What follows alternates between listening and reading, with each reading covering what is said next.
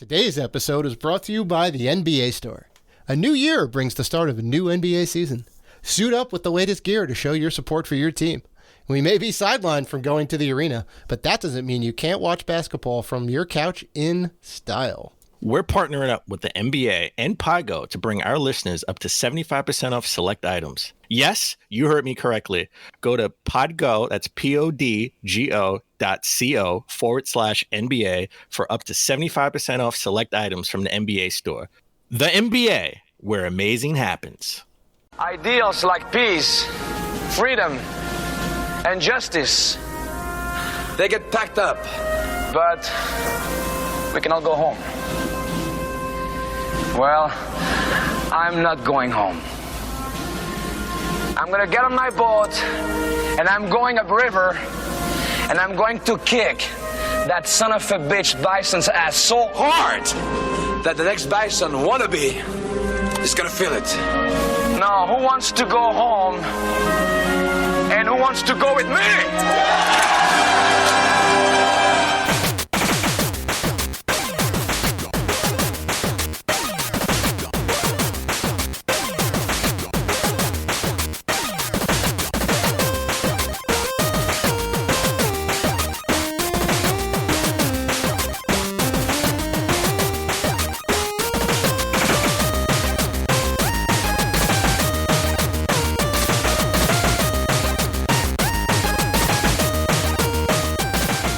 Welcome to the Rated G for Gamers podcast, episode 252. Before we start the show, we want to thank all of our wonderful fans who have supported us. And if you want to show support for the Rated G Network, you can find us on Patreon at patreon.com/Rated G for Gamers. You can also find us on YouTube, Twitter, Instagram, and Facebook at Rated G for Gamers. And finally, please rate and review us on iTunes and Spotify. We appreciate all the love. I'm your host, Dave Rotino, and this is my co-host, Dan, the podcaster formerly known as Classic Robinson. It's a beautiful day, man. It's a beautiful day. It is a beautiful day. It is. Mm-hmm. It's a beautiful day. It's 2021. Any particular reason, Dan, that you find this day so beautiful? I'm curious. Yes. That's because Limited Run. Mm-hmm. We're just one day closer to Limited Run putting out what we thought we would never see again. That game. That game? You don't have that game. You know what game I'm talking about. That game. That game. It's so much of a game that I forgot the name just that quickly. It was possibly lost to eternity in a big legal kerfuffle because there were so many licenses that they had to wrangle.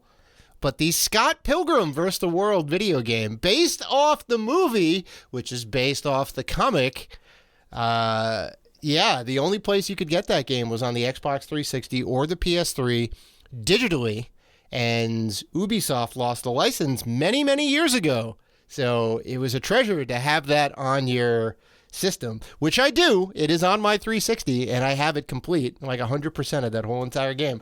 And now it is coming back in physical form in 3 different versions from Limited Run on the Switch and the PS4. I'm a happy camper. And I'm glad to see that you are excited as well. I'm excited because I never played it. And I couldn't, and until this point, I couldn't play it. It's like if you remember River City Ransom, it is exactly River City Ransom, but it kind of does it in its own way, if that makes any sense. Yes. I heard the soundtrack is amazing. That's what soundtrack is great. Soundtrack is Anna Monoguchi, who does chiptune music, right? Because they basically got their start fucking around with Game Boys and Nintendos and like bending and outputting the sound and like mixing stuff in real time, which was super cool. And they've gone on to have a great career. I love their stuff. And when they got pegged to do the soundtrack to the game, it's like whoever is developing this, they know what's up. Because that is like, it's the perfect marriage, right? It's nice, crunchy chiptune music with nice, crunchy pixel visuals, right? And it's just done in a really nice art style. There's all these little, like once you start playing, you'll notice all the nods to all the great games, right? Like, I forget which character it is, but one of them, when you end up beating a level, they'll jump into a warp pipe. which is funny. It just kind of like appears and then goes away, and it's a really slick animation. So it just wait. It goes into a warp pipe and has like that warp pipe type sound, that old school warp pipe that from like the Super Nintendo days.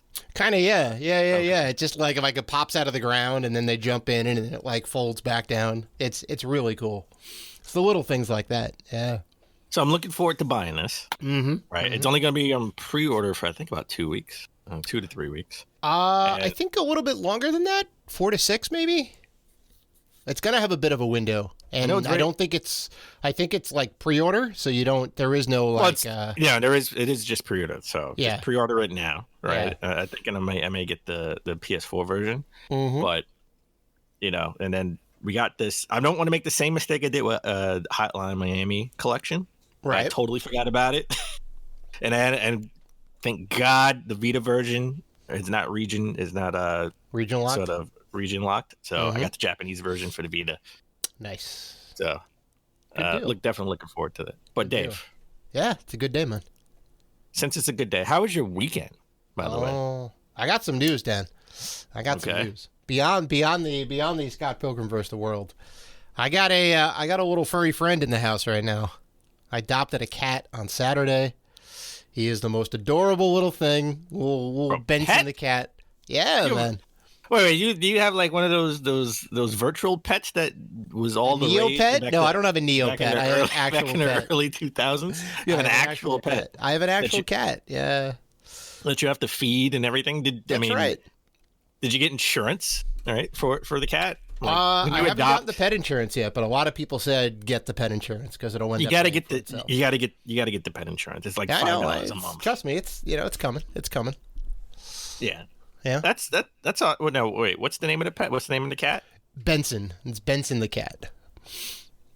That was his name. He was called Mr. Benson or Benson. So I'm like, it's a very fitting name. Mr. Benson Rotino cat. Mr. Benson Rotino cat. Sure. Yeah. He's still kind of shy. Like he hides in 2 different spots around the house pretty much all day. But he was actually running around today. He was like cuddling up and all that. So he's starting to get a little more acclimated. So I want to see how Benson reacts when you play Resident Evil 8 in VR. Oh my God. That's yeah, right. You probably scare the crap out of the cat. You go hide it somewhere. Hopefully it'll be adjusted by then. Yeah, I don't know. But yeah, man. So it's been a lot of fun so far. It's only been like a couple of days. I had him on Saturday. Right. This is now Monday, so it's only been like 2 days. But yeah. Okay. Yeah. How about you? I had a low-key weekend. I didn't really. I mean, I'll get into the games that are, the games I was playing, but I really Netflixed and chilled the whole weekend. Oh. I sort of just binged all of Cobra Kai season 3, which it was amazing. It was the best season. It was the best season so far. I got to say, it was awesome. No spoilers. I'm like 4 episodes away from the end. Oh man, you missed it when Arnold Schwarzenegger came in and did like a Terminator, Cobra Kai. No, okay. Cobra Kai crossover, yeah, Terminator. Terminator. I don't know how they would make that work, but I would definitely pay to see it. Well, I mean, they went back in time, okay, and right. they destroyed Cobra Kai the way it started, right? So yeah, I'm just impressed. I know you were you were waiting for the series to come out, right? I think you watched an episode or two on YouTube, and then I watched 2 free episodes on YouTube, and I said, "This is awesome," and I'm still not paying for it. Right, exactly. And now that it's on Netflix and you can just kind of binge it, you're like, yes. Would you have now, knowing what you know now, would you have paid for the YouTube Red subscription for like a month or whatever? No. Well, you get extra benefits out of it. I mean, it's not just original programming; it's original programming and no ads, and their music library. And then unless they covered my student loan debt, the answer is no. Jeez, you're cheap over here. Oh, please. Super cheap. You shouldn't be talking. Super cheap. You shouldn't be talking. I got everything. I got YouTube Red, I got Hulu, I got Amazon, I got Netflix. What do you need, Dan? I got logins. I learned how to be cheap from you. I know you. Get out of here. You got those logins, man. Who do I? I got those logins. You need some logins? I got logins. Which one of your friends I need to get a beer for? Thanks for an extra login code. Get out of here. I pay for it myself. Yeah, I'm an independent woman, Dan. All right, it's 2021. All right. Okay, sure. All right. Anyway. Aside from that, we have an awesome show this week. Mm-hmm. We have an awesome show this week. Lots of game news. Lots of game news. We talk about Dave being cheap. Yeah, that. Get out of here. We talk, and this goes hand in hand with Dave being cheap. We talk about Sony discontinuing the PS4 Pro. Mm-hmm. And we also talk about Microsoft wanting to buy Nintendo once upon a time. But let's begin with the Metacritic score. First of all, let's begin with Metacritic. I didn't know Metacritic gave Game of the Year, or maybe I forgot. I don't know if we've talked about it in past years. If we did, it didn't make a mark on me because, not to say that Metacritic isn't, credible by any means, but they are just an aggregator, right? They are really just, here is all of the reviews from all of the websites in a nice, organized manner. So I don't really You would think so. Right? But I think they're a little bit more than just aggregator. I think they do have their own little, sort of a journalist side part to it. They got content, stuff you can read. I think they do. They do. But they gave their 2020 Game of the Year to The Last of Us Part 2. Yeah. So strong game, strong contender, right?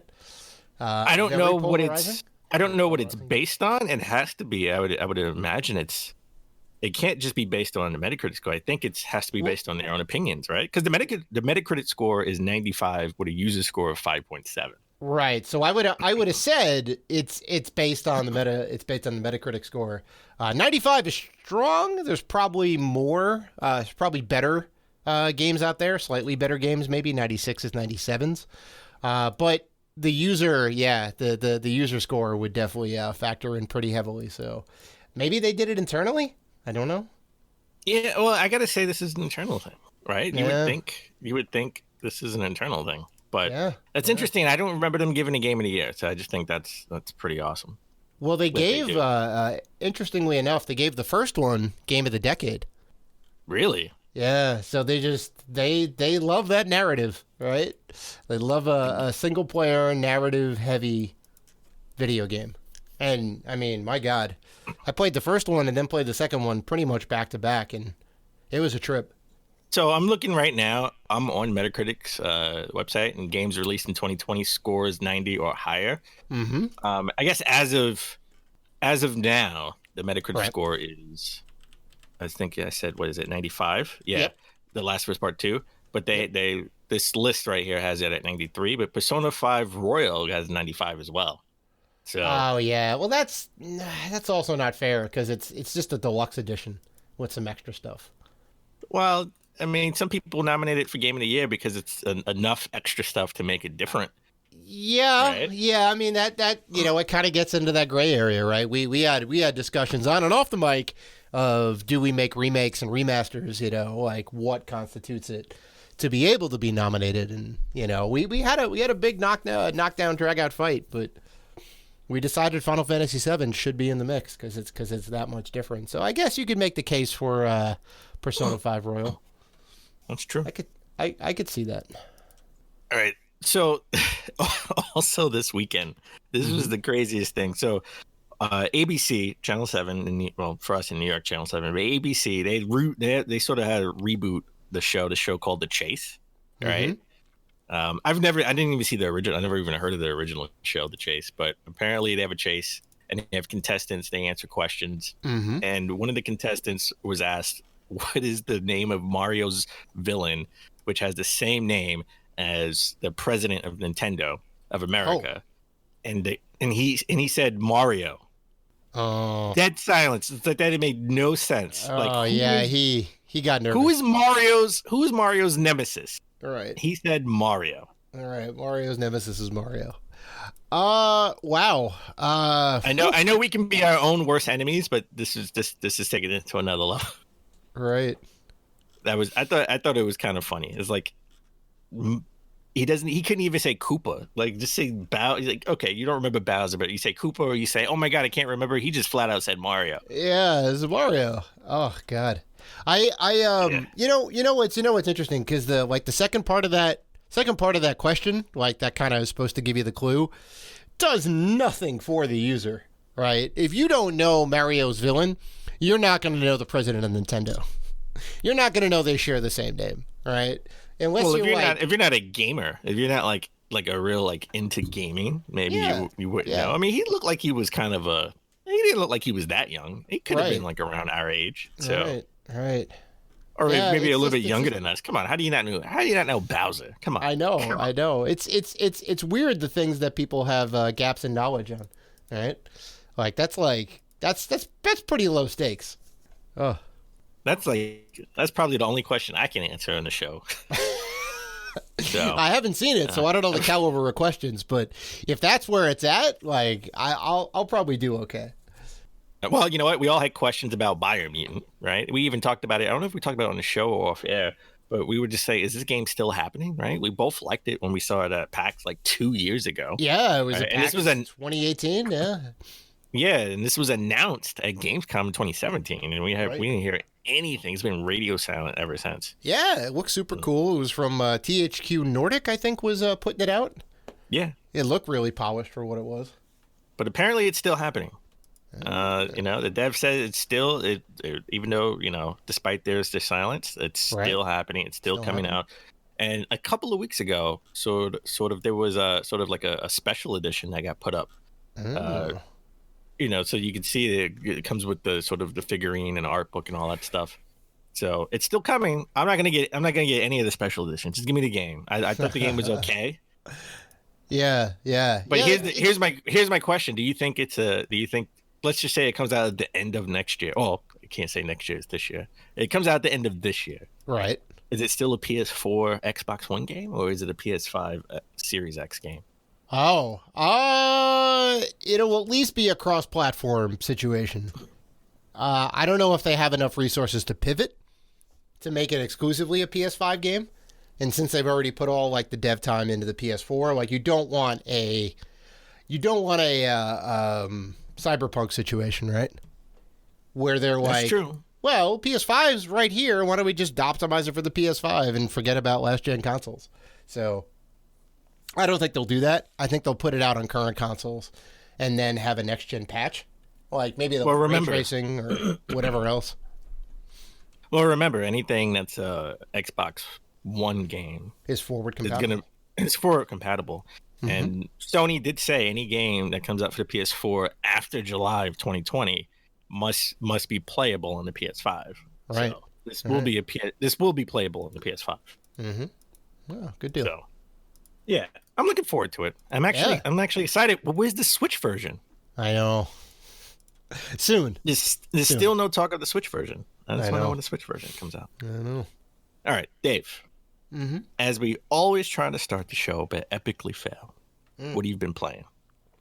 Well, Dan, I took a trip back a couple of years, and I found a copy of XCOM 2 physical, which I installed on my machine, and I've been playing that a little bit. And I have to say, I forgot that this game had massive performance issues. So, okay. Let me go ahead and step back. The reason I played it is because I got upset with Cyberpunk because it kept crashing. And I was like, I need something that's like kind of futuristic in that vein. And I looked over and I was like, oh yeah, I just installed XCOM 2, which is like kind of like that. So I'm like, all right, I'll play some XCOM 2. And XCOM 2 has performance issues, so if you turn down the resolution a little bit, you're good. But it's fantastic. It's just like Gears Tactics. It's that style game. It's super hard, very tough, but I love it. There's a lot of loading the last save type situations because you do get overwhelmed pretty quickly early on, but it's good stuff. So I've been playing that and the Call of Duty Black Ops multiplayer. I've been making my way. I'm almost at rank 55. You're almost a pro. Look at that. Mm-hmm. You're almost a pro. You should just stop podcasting and go straight esports. Yeah. Just go straight esports. Check out my Twitch stream. Come on, you'll have Benjamin Bernard, whatever the cat's name, right there on your shoulder as you go in. All that. That'll be your gimmick. That'll be your esports gimmick. Yeah. Benson. Oh. No, I'm okay. I do okay, but I am not nearly that great. Mm-mm. Okay. Yeah. What about you? So, Dave, I tried it. I gave it the old college try. I did. I went full on RPG. Yeah? I played Bravely Default 2 demo on the Switch. Wow. Nice. And what'd you think? And I kept yelling at my screen because I said, I don't know how on earth anybody loves this game or this type of game. This RPG is driving me nuts. It took forever to win battles. Forever. Yeah, that's the fun of it, grinding it out and leveling It up. wasn't fun at all. I got hit by some sand and insect that should be easy to kill. It took forever to beat them. It took forever. I have no idea. Just give me a sword and have them attack me. This is going. It drove me nuts. I could have told you it wasn't going to be a good time for you, but I'm glad you tried it at least. You're trying new things, so. I played. I played for a little less than an hour, like 45 minutes, around that time. Yeah. It drove me nuts. I couldn't take it anymore. Yeah, fair enough. So I did that. I've been playing a lot of Sackboy. I have it for the PS4. Oh yeah. I got the special edition that came with the little plushie and art book. Mm-hmm.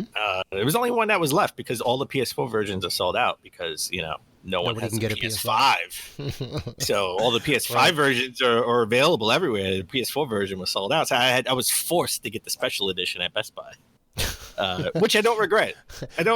Forced is a strong word. Come on, I had to play it. You're not upset about it. Yeah, you're not upset about it. I mean, it was $20 extra I mean, for the plushie. Sure. But you get the little Sackboy plush. Yeah. Game is definitely awesome. The game can be challenging in areas. I love the music because it's licensed music, right? You got some Bruno Mars in there as you're trying to get past a difficult boss. Oh yeah, that's right. The only thing I don't like about the game is the thing I don't like about Super Mario World 3D World on the Wii U, is that you have to collect enough orbs or in 3D World, stars to move on to the next, next section. Yeah. There's a gate, right? You need this many things. Yeah, and I think it should be like Yoshi's Woolly World. Well, those collectibles can be difficult in certain sections to get, right? That's an option for people like Gerard, the completionist. But Dan, the grown man gamer that doesn't have time, that just wants to get through it, just let me go to that section and try to beat it on my own. Yeah. Again, this game isn't easy, but it's not difficult. I think the difficulty level is right there, especially if you want to be a collector. The difficulty level is definitely up there. So I'm really enjoying that game. I got to go back to that when we're done recording. And keeping with the New Year's resolution theme, I'm still hitting the most expensive rubber that I'll ever buy in my life, Ring Fit Adventure. Okay, I'm glad you clarified on that.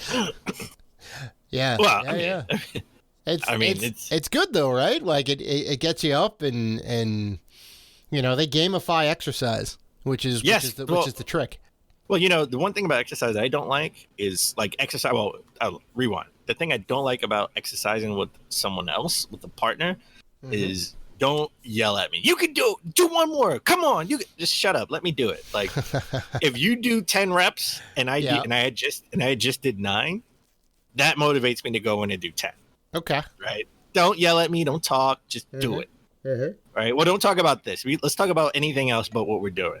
Right. And then you doing 12 is going to make me want to do 13. Right. Because you want to be better. Yeah. I get it.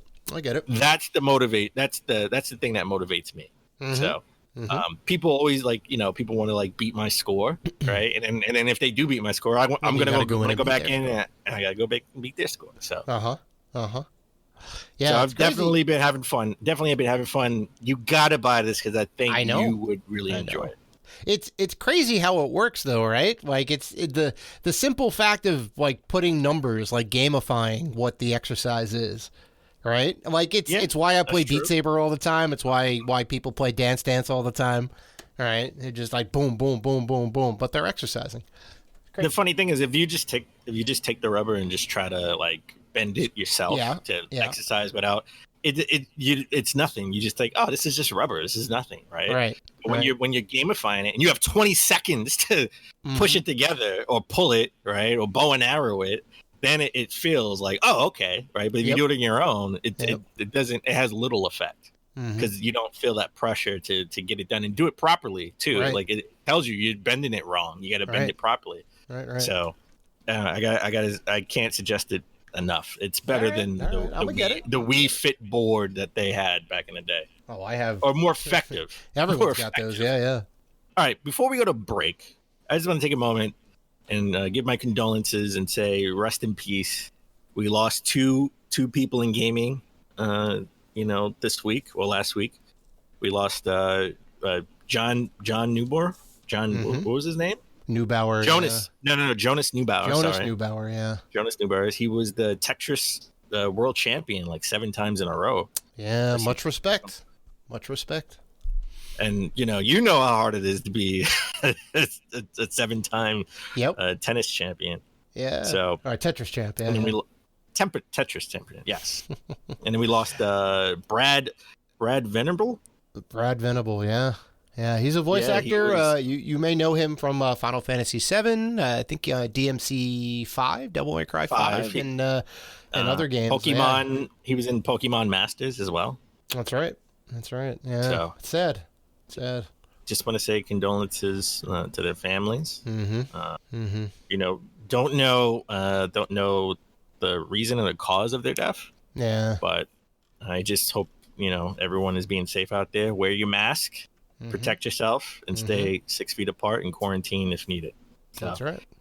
With that said, we're going to quarantine for a quick break, and we'll be right back with the top gaming news of last week. Hey, this is Matt Adler, freelance journalist for IGN, and you're listening to Rated G for Gamers podcast.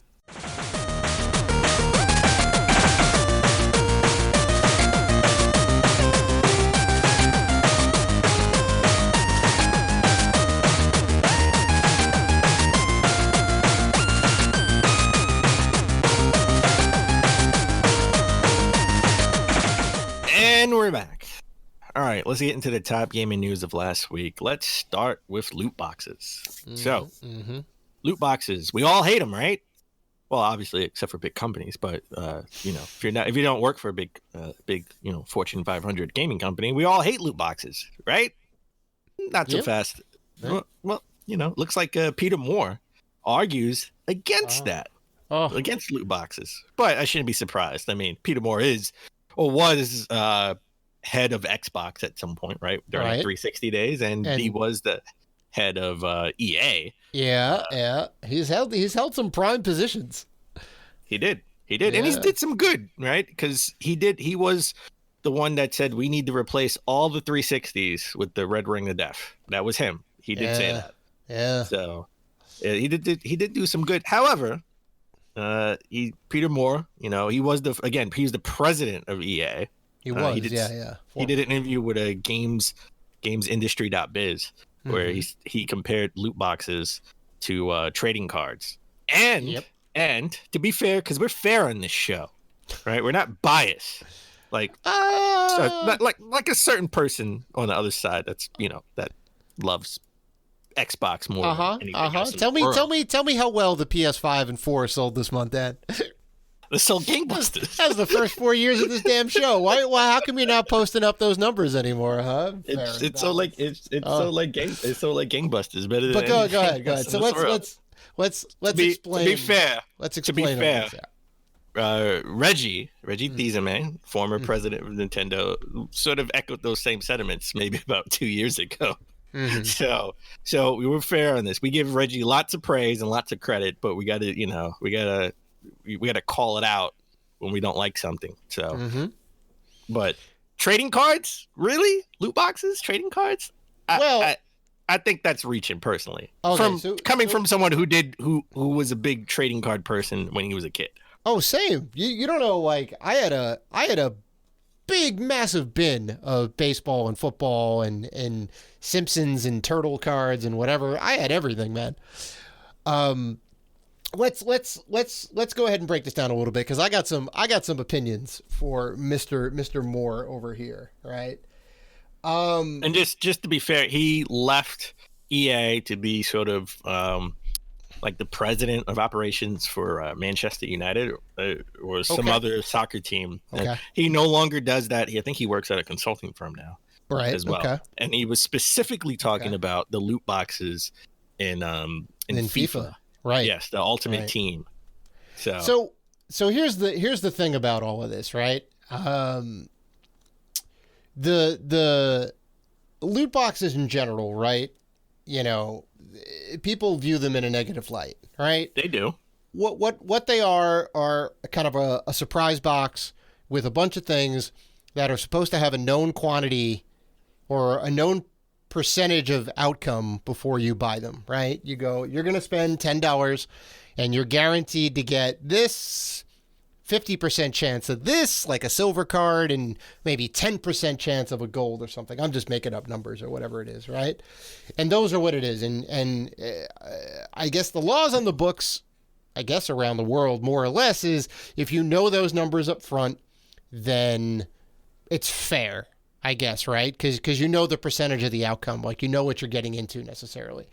It kind of gets into a lot of gray area and this and that, but the reason companies love them is it's psychology, right?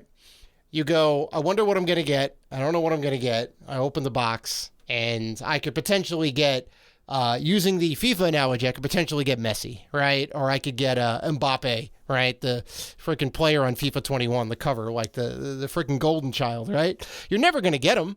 You know, you could spend a lot of money, maybe you'll get him, but you're probably never going to get him, right? It's a chase card, right? You want to be able to get that thing. And it's the same experience with baseball cards, same experience with like Pokemon cards and Magic cards, right? There's always stuff that's printed in small supply, right? Your Jose Canseco rookie cards, right? Or your Mark McGuire rookie cards or whatever it is. Like the real big players, they don't put that many out, so you know you're really trying to chase and get all those. Same with Pokemon with the shiny cards or the rare Magic cards.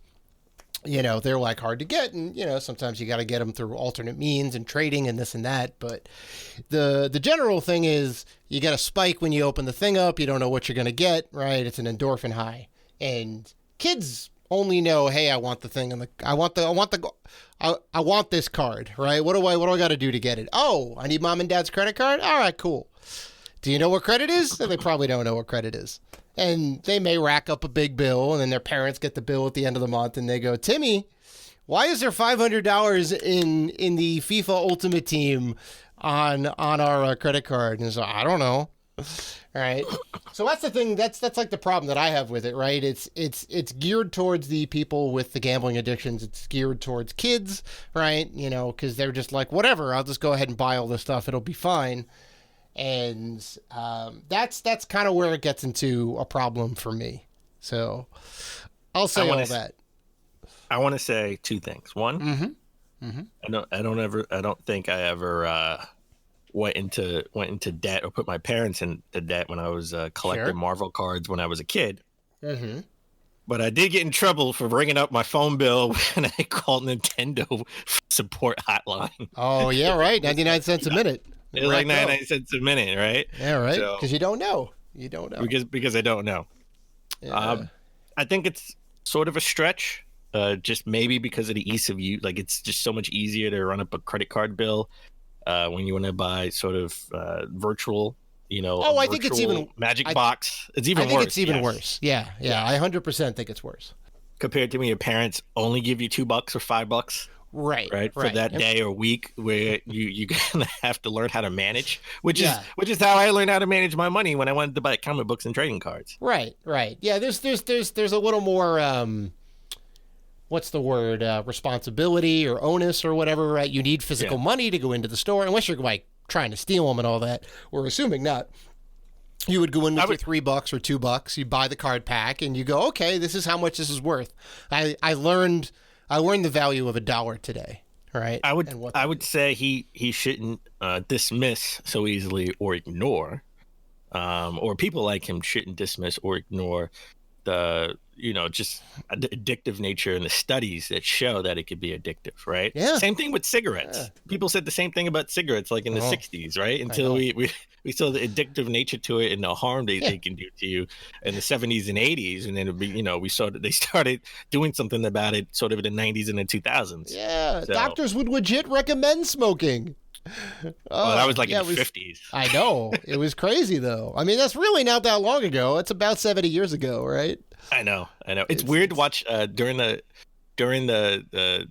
New Year's. I was watching a Twilight Zone marathon, and it's weird that you could just be sitting in a room, and they'll just spark up a cigarette, or the famous William Shatner, the monster on the plane, the monster on the wing of the plane. Yep, he's in the plane, and they're just sparking up a cigarette. Oh my God, I know. Right? I know. So, it was dark days back in the day. It was really dark because it was black and white. I see what you did there. You see what I did? Okay, good. All right, let's go to something a little bit more positive. All right, let's switch. No pun intended. To the Nintendo Switch.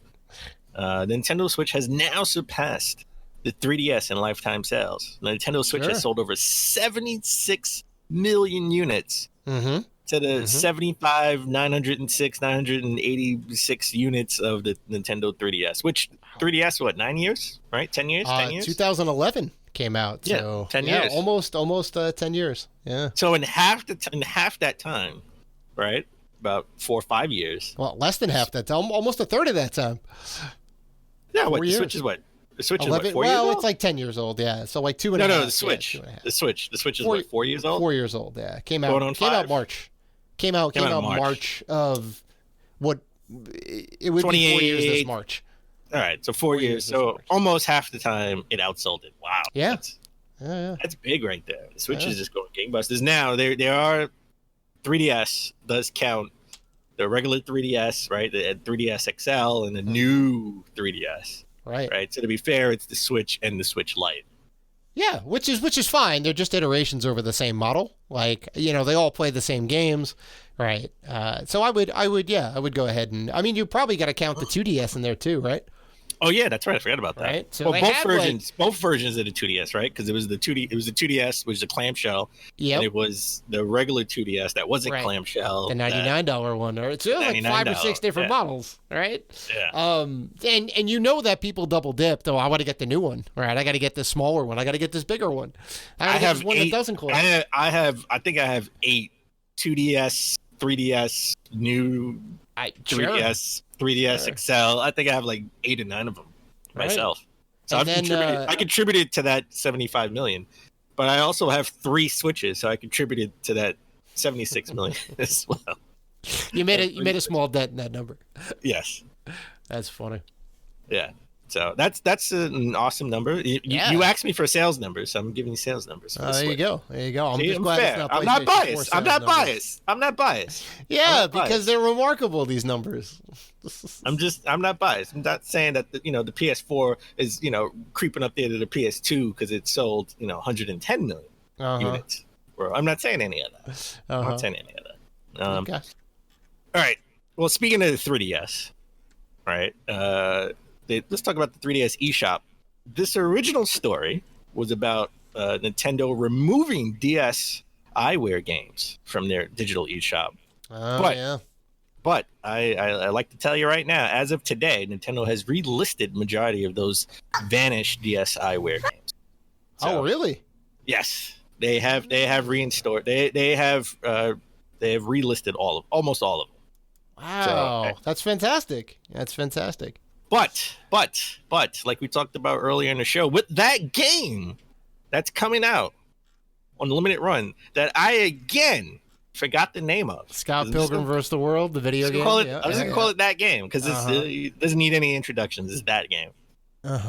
Showed us how bad the all-digital future is. And this was a scare for people who still wanted to buy or experience those DSiWare games on the eShop.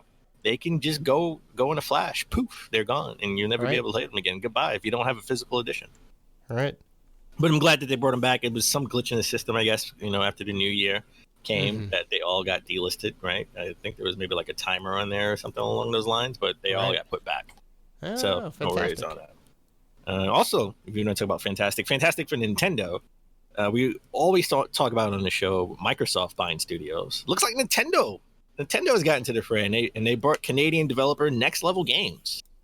So interesting. So Next Level Games made Luigi's Mansion 3, Mario Strikers Charged, Punch Out for the Wii, and Metroid Prime Federation Force for the 3DS. I was with you on the first three. Don't sleep on Metroid Prime Federation Force. Not saying it's the greatest game, but it's an okay game. It's definitely, some say it's a hidden gem on a 3DS. It is possibly the worst Mario game. Maybe Metroid Other M. You mean Metroid game, not Mario game. What's that? Yeah. You said Mario. You mean Metroid game? Yeah, Metroid. Yeah. Metroid Other M. Yeah. It's not great. It's not great. Federation Force. I don't know. I don't think it's a hidden gem. It's hidden, all right. No, I never said it was a hidden gem. I said some may say it's a hidden gem. I see. Some. See some the word. Listen, I work in the legal field. Okay, I got to play with words. All right, okay. You got to play with words. Right, fair enough. But yeah, no. It's great that they're bringing them into the fold. That's like a step out of the. That's a step out of Microsoft's playbook right there. Well, they didn't have a choice. Next Level Games put themselves up for sale. Oh yeah, and they didn't want to have a rare situation, right? Where Microsoft buys Next Level Games. Mm-hmm. So. And you got an issue with Luigi's Mansion 3, right? Sure. Well, I don't know if they necessarily would own that, right? I don't know how that works, because the Luigi's Mansion wasn't originally made by Next Level, right? Next Level Games, right? So I don't know how that would work, but yeah, you don't want to get into a situation where a developer that's been making games for you for, I want to say, Mario Strikers, what's that, mid-2000s, right? Well, Punch-Out was 08, 09, Punch-Out maybe. For the Wii? Yeah. So for more than 10 years, let's say, a developer that has made good games for your platform, right? You don't want to let that go. You don't want to let that happen again. So put them in-house. Now, do you think that a new Punch-Out game is on the horizon? Because we need one. We 100% need a new Punch-Out game. We got springs. We got the spring. We got a spring man. Arms. Come on. We got arms. We got the springs. We got the spring man. We got the arms spring is man. not arms is not Punch Out. Sorry, arms is different. Arms is fun. Don't get me wrong, but it's a different game. Yeah. Well, you see, Mike Tyson online says he wants to do Mike Tyson's Punch Out too. Of course he does. I mean, has enough time gone by from all his allegations and this and that? Would they be like, hey, right? We said we wouldn't put Night Trap out on our systems, and yet here we are. Well, he did beat Roy Jones Jr. I don't care what anybody says. He won that fight, but so you never know. You never know. Right. I would say this was a good look for them. Another internal studio. They can make really good games and work on Luigi's Mansion 4, if anything. Or they can help out with Metroid Prime, or make another. You're right. Make another Punch Out game. So let's. All right. Let's shift gears to Microsoft, and I think this is apropos, right? Originally, when Microsoft wanted to get into the video game business, they approached EA of all people. We always talk about them trying to buy Sega and them not having confidence in Sega to stay afloat, which ended up being true, right? Wow. I still think they should have bought Sega, because they would have, I would just imagine all the Sega properties, Sonic, Persona, or the Persona series, and Halo and Gears all on the same platform exclusive, right? They would have been gangbusters from the get-go, but they approached EA of all people, of all companies, to purchase them to get into the gaming business. Now, before you say EA, think about it. This was late 90s, right? This was like 99, 98 when these talks, the original Xbox came out in 2001. So they had to be, past the concept phase and, ready to, to production phase in 2000. So this has to be in the late 90s, 97 probably at some point. EA was one of the biggest, if not, they're still sort of big, but biggest and reputable companies back then making sports games and racing games, right? On the original PlayStation and on all platforms, PlayStation, Saturn, Genesis, right? So, but that is not what I find interesting. They also approached Nintendo. They wanted to buy Nintendo. Yeah, they were swinging big, right? They were swinging big. Like Sega, I get, because Sega was we're done making consoles, but we're gonna try keep making games, and we'll see how it goes. But they were in dire straits. They had a lot of losses, right? They had a lot of problems with the Dreamcast. They had a lot of problems with the Saturn. They had a lot of problems with the 32X, the Sega CD. So it was kind of like problem after problem, right? And Microsoft making like a buy for them makes sense, right? Microsoft making a buy for Nintendo, that's a little tough. That's a little tough. It was so tough that during an hour-long meeting they had with Nintendo, they got laughed out of the building.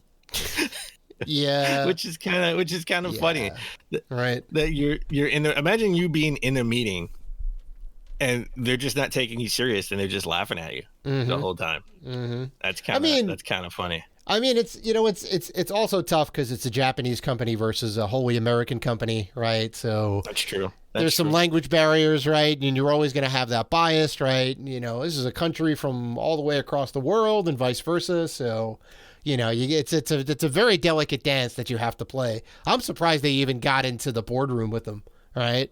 They managed to go over there. I'm assuming Bill Gates was involved in all this. He was over there trying to make this work, right? I could just see it now. I'm sure Nintendo sort of thought, they're just coming in. They want to put Word on our system, or even make a game for a system. Right. I wonder who the president was, because it was definitely before Iwata. It was definitely for Furukawa. I wonder if Arakawa, because he was the head in the 80s, but he was an old dude like then. I wonder if he was still president. I don't know. But I would have loved to have been in that boardroom. Yeah, I would have loved to be. I would have loved to be in there too, laughing, just laughing my socks off. Oh, man, that would have been crazy. Well, just imagine an alternate universe where we would have Halo, we would have Gears, and we would have Mario and Luigi's Mansion all in the same platform with the next gen graphics and all that, and the kind of boundary pushing. Yeah. But would we have had the innovation? Because their pitch was, Nintendo, you just make the games, and we'll make the platform, right? So it's Nintendo is not. We would have no Wii. We remote. You wouldn't have motion controls. Yeah. We wouldn't have motion controls. We wouldn't have the Switch. Maybe we would have more powerful PC consoles. Like it would be the Xbox Nintendo, right? I think that kind of brings up an interesting question, because Nintendo dominated. I mean, always they were number one with the handhelds, right? The Game Boy Color, Advance, DS, 3DS, like they're all amazing, right? They all did like phenomenally well. They topped the charts.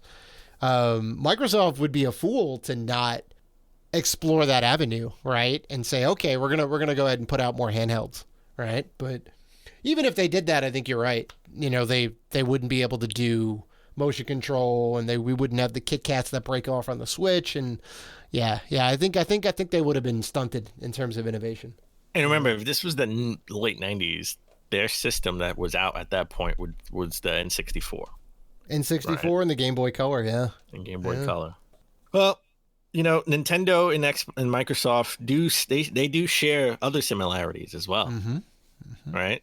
And it's Joy-Con drift. Oh, I thought you were going to say console manufacturers.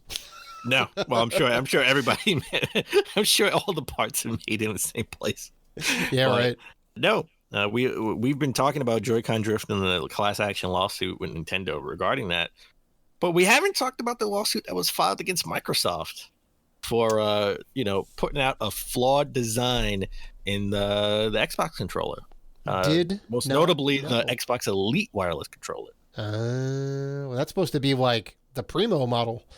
Wow. Yeah. I don't know about you. I haven't experienced it. I got a hell of a ton of 360 Xbox One controllers, and I've never experienced the drift. I haven't experienced Joy-Con drift. So, yeah. I have had that on two separate Joy-Cons. So, but yeah, wow. Well, that's crazy. Well, there's precedent, because Nintendo lost the lawsuit 2 times over, I think, right? I think so. Well, here's the thing. Microsoft, they're trying to say, hey, you have a service agreement that says you can't sue me in a court, right? You have to take me to arbitration, the American Arbitration Association. let's see if this actually flies. But this is the argument that they're so they're not even facing the argument as far as the having a defective product. They're saying, hey, you can't even sue us for it. Well, you can't sue us in actual court, but you can take us to arbitration so we can try to figure out means of compensation or how to rectify the situation. Right. Yeah, I don't think that's gonna fly. You need to put out a product that works properly, right? Joy-Con drift is a defective. You're right. Joy-Con drift is a defect. All right, there's no way about it. You can't just say like, well, that's just how they are. Some of them aren't going to be right. And it's like, no. You're going to go ahead and tell me, you're going to try and sell me a blender with no buttons and go, oh, no, it's fine. You just have to, use the wires yourself.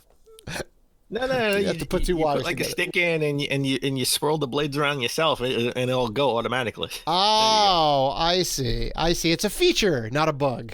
I gotta show you how to use it properly. I see. Yeah, it's crazy. I don't think Microsoft's gonna have a leg to stand on here. Well, we'll keep an eye on the situation. Mm-hmm. Well, since we're talking about the Xbox controller, let's stick with the Xbox controller, right? Because there was some. I think earlier last week there was some talks of why is the Xbox the only controller that comes with Duracell batteries? It doesn't come with a rechargeable battery, right? Yep. And there was some talk because the UK marketing manager Luke Anderson sparked speculation when he talked about the partnership with Microsoft, right? So everyone thought that there was a deal where they couldn't do a rechargeable battery; they had to put Duracell battery in there. But apparently Microsoft is refuting that and saying no, they're doing it to give you more options, right? Because you can use Duracell batteries or you can buy a rechargeable battery from any number of the third-party partners, right? So I'm going to be honest, I think it's lazy. Just put a rechargeable battery in there because I don't use Duracell batteries on any of my. Actually, that's not true. I use a Duracell battery on the Elite controller where you have some Elite controller drift. Only because the rechargeable batteries that I have from a third party doesn't fit into the slot in the back of it. Really? It's too small. On the Elite controller, it's too small compared to the other controllers. The other Xbox controllers. They're supposed to all be uniform like that. Wow, they're not that's crazy. No. The Elite controller is not uniform to the other controllers. I mean, the battery slot should be universal, but wow. The back slot is smaller, a little bit smaller. Yeah. So I can't fit the portable battery in it. I can't fit the rechargeable battery in it. So I have to when I play the Elite controller, I have to use Duracell batteries. Right. Well, AA batteries in general. Right. I'm not endorsing Duracell, even though I do think the best battery company out there. I mean, sure. It's weird too because they have a connection port at the top, right, to do like the firmware updates or the whatever. At least on the Xbox One, they had it. Correct. Right. They do. The Series X has it too, so there is the connection port. You can use that to get like charging power to your device, and you can get the price point correct because Sony can do it and Nintendo can do it. Come on, Microsoft. And they last a hell of a long while, right? If it's 4 years before I have to buy a new controller, I'm okay with that. If the battery dies after 4 years, it's fine. I'll buy a new controller. Yeah, or you just take it to a local game shop and just replace the internal battery. Also that, right? You'd spend like $10-$20 and have them do it. Yeah. All right. We've talked about Microsoft long enough.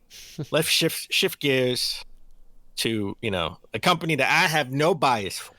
I just tell it like it is. I just tell it like it is. I tell it like it is. That should be my mantra. I tell it like it is. Dan, tell it like it is. Classic Robinson. Who's the best console manufacturer? I don't play favorites. Who has the I love it. You had to pause there for a second. You couldn't not say Sony. I know you were I'm just not gonna say anything. Listen, I don't play favorites, man. I'm a professional. I'm a professional. Yeah. I'm just saying, on eBay, PlayStation 5 prices are still higher than Xbox Series X prices, but that's just a fact. That's just bad. That's just bad for the consumer. That's all that means. It is bad. It is bad for the consumer. We need more PS5s out there in the world. I mean, we just do. I know. especially now since Sony of Japan have reportedly ended production of the PS4 Pro in Japan. As of right now, it's just Japan. It's not around the world. Right. In large part that, PS5 sales in Japan are low only because they didn't have a lot of stock to begin with, because Sony has basically been focusing more on the West. So a lot of PS5 consoles have been shipped outside of Japan. And if you watch, I do watch a lot of series, Japanese centric YouTube channels. Mm-hmm. Living in Japan, being a minority, living in Japan, just tours of Japan. I kind of like Japan. I want to go to Japan one day. Oh, it's fantastic. Yeah, gotta go. And everybody references that no one can get a PS5. Right. Okay, they want one. They just can't get one because it's just they didn't have a lot of stock in Japan to begin with. Right. So, so they buy a Switch, which is increased Switch sales. That's why the Switch is going like crazy, because at least you can buy it. Right. So well, there was that time for a minute during the beginning of the pandemic where it was like impossible to get one, but thankfully that's all kind of come around. So yeah, it's crazy. This will bring to you a prediction, right? Because they're only going to manufacture. I say they're going to start the PS4 Pro production everywhere at some point this year, because they want to ramp up production on the PS5, right? So you got to stop making the old system and start making the new system. Sure. And they're only going to be producing PS4 Slims from now on. Interesting. Well, the thing that I didn't realize until we ended up pulling the story up is that the PS4 Pro is at the same price point as the digital PS5. That's true. Which is crazy. The only thing you're missing out on is the hard drive, so you got to buy everything digitally, right? Which, if you don't care about physical media, it's kind of fine, all right? Because you still have to install the games on the hard drive anyway, right? Even if you own the physical media, so the hard drive space is always going to be an issue. Yeah. I did not. Yeah, I for some reason I guess I thought there was like a price differential. It was $350 or $375 or something. But like, yeah, wow, and people do want the PS5. Demand is there, so it's high demand. Very high demand. I mean, I get why they're doing it. All right, they need all hands on deck. Wow. Well, speaking of other things that Sony is killing or stopping, looks like they're killing Killzone. To everyone's, a lot of people are pissed about this. Right. If you go to the Killzone website, it will tell you, it will direct you to visit PlayStation.com, and it says the official website for Killzone franchise has been retired. Going forward, visitors of Killzone.com will be directed to PlayStation.com. While this change doesn't affect the online multiplayer modes, your statistics and ranks for data for Killzone Mercenary and Killzone Shadowfall, it is now no longer possible to create and manage plans in Killzone Shadowfall, and we apologize for this inconvenience. Wow. So that is direct from Guerrilla Games, who has shifted all their focus to Horizon. Right. Horizon Journey West. Yeah. I don't think it's called Journey West. Journey to the West? Let's just keep it Horizon 2 right now. I don't think it's another made up game right there by Dave Rotino. Right? We had Breath of the Wild, and now we have Horizon Journey to the West. Breath of the Wild was you, man. You got to go back and listen to that episode. Check the recordings. It wasn't me. I don't have to, because you keep putting this on me. It's not me. It's on you. It's on you. It's not. Horizon Journey West. I'm pretty sure that's the name of the game. Oh man, do you put a Shake Shack bet on that? Journey West is definitely in there. Horizon 2 Forbidden West. Christ, I wasn't that far off. Forbidden West. Yeah, I wasn't that far off. Game. But it's essentially it's the journey to the West. Game. It's the Monkey King story. Christ. Totally wrong. Yeah, completely. Yeah. It's terrible. But I mean, think about it. Killzone at one point was one of Sony's top franchises, right? They're in the PS3 ever. It was their Halo, right? It was their fantasy first-person shooter, right? And it was very popular. System, yeah. They made like 5 of them, I think. Yeah. Killzone 1, 2, and 3. Killzone Shadowfall and Mercenaries was the Vita game. Right. Yeah, they were great. Like the original Killzone not the original, but Killzone Shadowfall, which was a launch title for the PS4, phenomenal. Held up really well. It's a really good launch title. Probably one of the best launch titles in recent history. Very good. Now, I don't necessarily think this means anything other than hey, this game is 7 years old. There's not a big player base. We're going to go ahead and drop some support for it, right? Well, it's not even at that. They're the official Killzone.com. Yeah. Right? Is going away. It's just going away. They're redirecting you to PlayStation. I mean, this can mean nothing to promote. I know, but it says the franchise has been retired. Mm-hmm. That's crazy. No. I kind of want another Killzone game. Yeah, I mean, fans definitely like it, right? They had a great swan song, I guess, as it was. The last game that came out was really good. So I don't think they would necessarily. I don't think it's totally down for the count. I think it's just a for now situation, right? I hope so. I hope they bring it back, right? Like this is the big surprise for the PlayStation 6, at least. Or like in a year or two for the PS5. I think all the resources are going to be into Horizon, right? And then, we'll see another game maybe 4 years from now. Oh, well, sure. Well, I mean, when do you think Horizon's going to come out? Horizon's got to be like next year, right? I think Horizon's this year. It's slated for this year. Yeah, okay. Yeah. So at worst, delayed until spring of next year, right? Right. I would agree. Because, I mean, they're using the engine from before, I can almost guarantee, right? The Decima engine or whatever it is that that all the Sony exclusive games are using. And I don't know, another 3 years we may see another Killzone game. 4 years maybe. Oh. I hope so. So. Sony needs a first person shooter in their portfolio. That's theirs. Right? They don't have a Gears or a Halo. Microsoft has two. Microsoft has two. No matter how much it may be stagnant right now, right? Because they want a little bit of diversity. Mm-hmm. They do have their two pillar franchises. So, all right, let's end with this because I thought this was kind of funny. IKEA, which is opening up a store in my borough this month. So New York will have officially, I think, 4 IKEAs at this point, 4 or 5. All right. They made custom PS5 and Xbox Series X sort of measurement box cutouts, so you can see how big it is when you want to buy a shelf. So if you're going to buy a shelf, you can measure. This is not big enough for the PS5. I need to buy a bigger shelf. That's super smart, man. Because these are big chunking consoles, right? It is. They are. PS5 is number 1. It's the biggest console of all time, right? So that's true. And the Xbox is dense, right? And not all the IKEA furniture is gonna fit this because they're all about minimalism, right? You get a big old PS5, may have to go on top, may not be able to go inside. Oh, that's crazy. I'm looking at I just hope no one mistakes this for an actual PS5 and steals it and takes it home. Right. It's very much it's very much a cardboard cutout. Yes. I do like how Microsoft tweeted next generation consoles, but it has all the weird Swedish characters with the umlauts and the dots and the lines.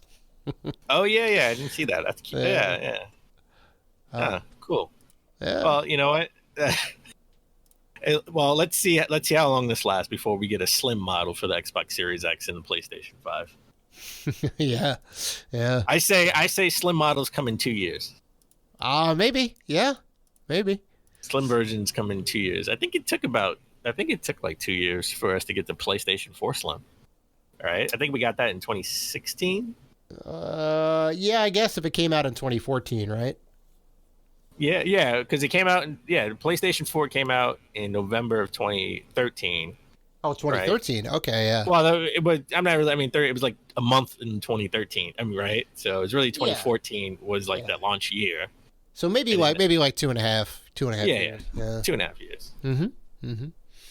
Yeah, I can't wait for something that's going to fit in my entertainment console. But all right, that I think that's going to do it for episode 252. That is in the books. And we want to thank you guys for sticking with us and listening to the show and doing all the good stuff that you guys do. If you want to interact with us, and we know that you do, you can find us on Facebook, Twitter, Instagram, and YouTube at Rated G for Gamers. Also, we are part of the Gaming Podcast Alliance. Check out all of the fine podcasts featured on there at gamingpodcastalliance.com. rateG.com if you're looking for more gaming goodness. So please listen, like, rate, review, and subscribe. And as always, keep gaming.